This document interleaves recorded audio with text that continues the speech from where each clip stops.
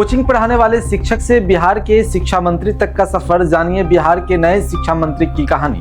2.7 करोड़ की संपत्ति, लंबा राजनीतिक अनुभव, अब शिक्षा व्यवस्था सुधारने की चुनौती, क्या बदल पाएंगे बिहार के स्कूलों की तस्वीर। नमस्कार, मेरा नाम सरफराज आलम है और आप सहरसा नाव देख रहे हैं।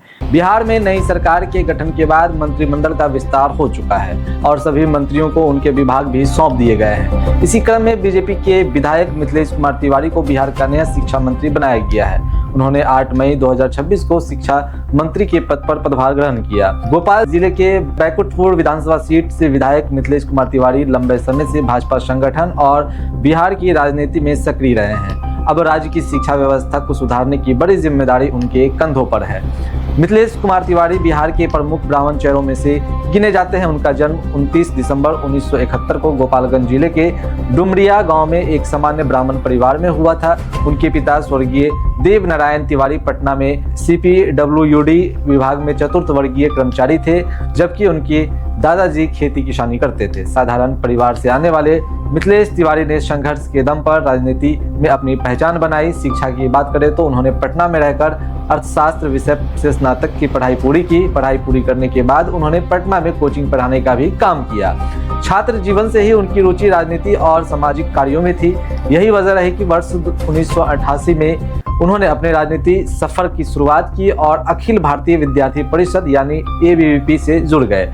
इसके बाद 1990 में सक्रिय राजनीति में कदम रखते हुए भारतीय जनता पार्टी की सदस्यता ग्रहण किए। मिथिलेश कुमार तिवारी का राजनीतिक सफर संघर्षों से भरा रहा है। उन्होंने पहला विधानसभा चुनाव वर्ष 2005 में कटैया सीट से भाजपा के टिकट से लड़ा, लेकिन उन्हें हार का सामना करना पड़ा। हालांकि इस हार ने उन्हें कमजोर नहीं किया, बल्कि संगठन में उनकी सक्रियता और बढ़ गई।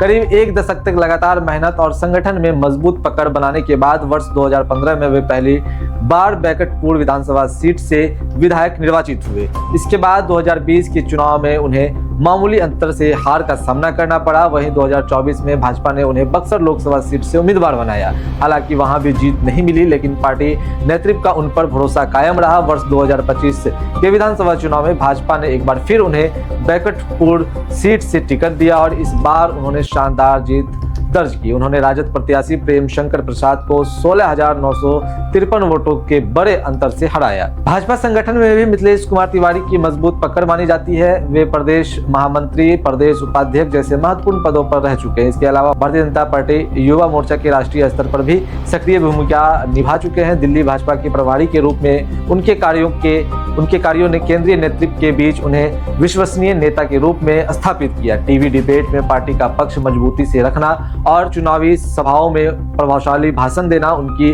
खास पहचान रही। अगर उनकी संपत्ति की बात करें तो 55 वर्षीय मिथिलेश कुमार तिवारी के पास कुल लगभग 2.7 करोड़ रुपए की संपत्ति है। इनमें करीब 96.8 लाख रुपए की चल संपत्ति और लगभग 1.7 करोड़ रुपए की अचल संपत्ति शामिल है। अब बिहार के लोगों की नजरें नए शिक्षा मंत्री पर टिकी हुई है। राज्य की शिक्षा व्यवस्था लंबे समय से कई चुनौतियों का सामना कर रही है। सरकारी स्कूलों में बेहतर पढ़ाई, शिक्षकों की उपस्थिति, आधुनिक शिक्षा व्यवस्था और छात्रों के भविष्य को लेकर लोगों को नई उम्मीद है। ऐसे में देखना दिलचस्प होगा कि मिथिलेश कुमार तिवारी बिहार की शिक्षा व्यवस्था में किस तरह से बदलाव और सुधार लेकर आते हैं। ऐसे ही तमाम छोटी बड़ी खबरों को देखने के लिए आप बने रहे सहरसा नाव के साथ। अगर आपने हमारे YouTube चैनल को सब्सक्राइब नहीं किया तो जल्द सब्सक्राइब कर ले। फेसबुक पेज के माध्यम से देख रहे हैं तो फेसबुक पेज को भी लाइक करें, शेयर करें। धन्यवाद।